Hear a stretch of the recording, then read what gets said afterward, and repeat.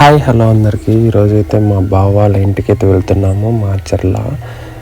ఈరోజైతే మొన్న పెద్ద పులి చనిపోయిన ప్లేస్ పక్క నుంచి అయితే వెళ్తున్నాము. మొన్న వద్దాం అనుకున్నా కానీ కుదరలేదు మొన్న. కానీ ఇక్కడ కూడా శ్రీశైలం టైమింగ్స్ ఎలా ఉండేవో 6 to 9 అట్లా ఇక్కడ కూడా ఏదన్నా టైము 12 దాకా అట్లా ఏమన్నా పెడితే బాగుంటుంది. ఇట్లా ఎనిమల్స్ ఇట్లా వాటికి ఏం కాకుండా ఉంటుంది.